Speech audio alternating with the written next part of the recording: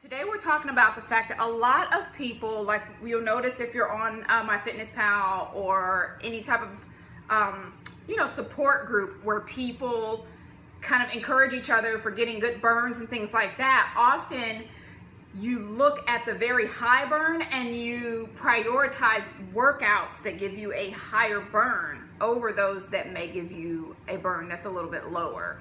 And when it comes to lifting weights, you can't really do that, because otherwise you may set aside workouts that are actually very good for you, but they don't show as much of a burn. So the important thing to notice first and foremost is that you could actually end up setting aside the actual thing that you need because you're searching for that burn. So the key to know with cardio is that when you're in a cardio workout, it's typically going to show you a higher burn during the workout than a weightlifting workout would.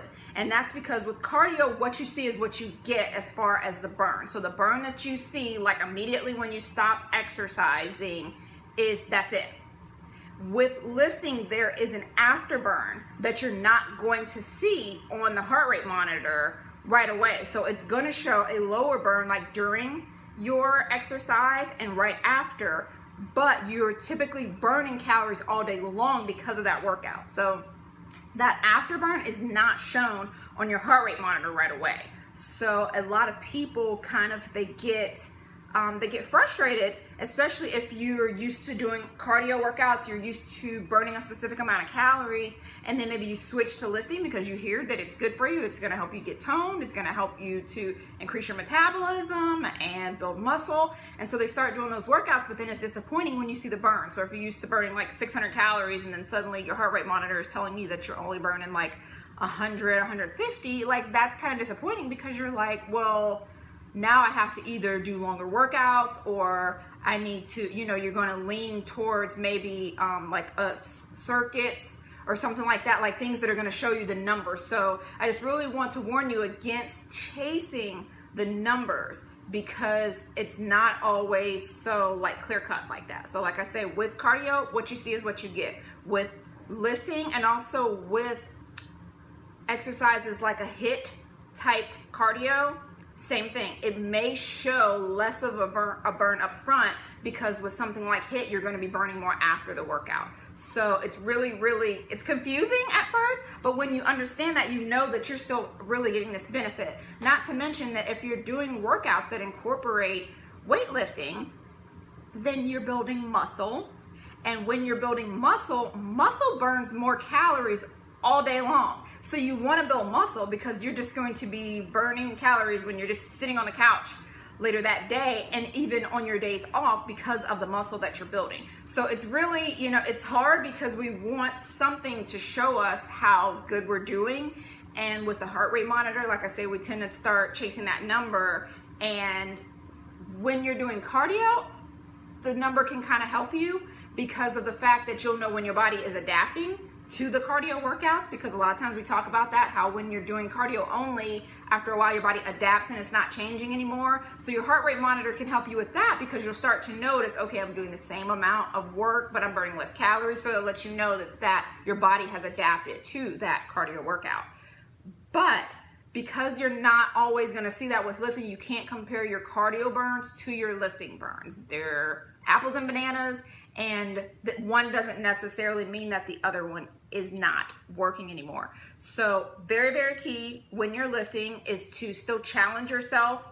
Don't only look at the burns, because some type of lifting workouts even will show higher lifting burns than others. So like I said, with circuit training, or if you're doing a lot of like supersets, or maybe if you're doing a full body workout where you're doing an upper body exercise and then a lower body exercise, the lower body exercise is going to get your heart rate up a little bit more, so it's going to show a bigger burn on your heart rate monitor. So you have to keep those things in mind. And again, that doesn't necessarily mean, as far as categorizing it, that one is better than the other, because sometimes you do need to do lifting type workouts where you have to have rest periods between, so you're not going to always be able to superset, because you need that variety and for your body to keep adapting. So you want to be able to have some phases where sure, your rest periods are lower. So if you have like 30-second rest periods, those days are going to show higher burns because of the fact that you're kind of going nonstop. So if you have 30 seconds or less,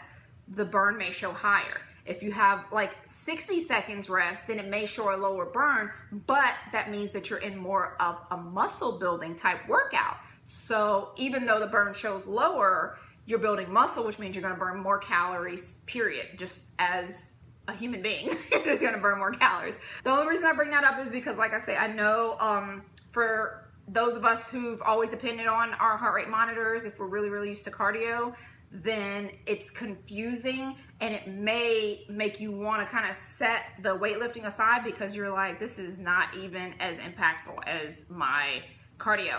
But it is. It's so much more impactful, and you don't want to get caught up in chasing something that's actually taking you further away from your goals. So one of the things that I always like to say is cardio for fun and weights to transform, because the weights is what's going to totally transform your body. It's going to help you to build muscle so that you can tone up, because you can't tone what isn't there. So you have to have the muscle there in order to tone it.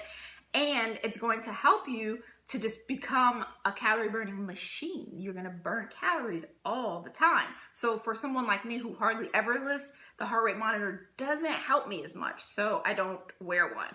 If you're the type of person that does like it anyways, you just kind of like to get a general idea, you can still wear them, or maybe wear them for your cardio, but just kind of know to take it all with a grain of salt when it comes to your lifting. So I don't know if you guys have any questions about that, but that's just a quick tip that I wanted to come to you guys with, because I know it's really hard and it's really confusing sometimes. And if you're really, really addicted to that burn, it can be very, very misleading for you. So I don't want you guys to get led astray by super huge burns, or by thinking that only one type of exercise is going to help you burn the fat. You need multiple types of exercise, and even though it's harder to tell with your heart rate monitor, if you like striving for numbers when you're lifting, strive for numbers like being able to eke out an extra rep, or being able to put another plate on the bar, things like that. So when it comes to your lifting, you need to kind of turn your focus and strive for something completely different, because it's about the equivalent of trying to nail down your scale weight when you're lifting.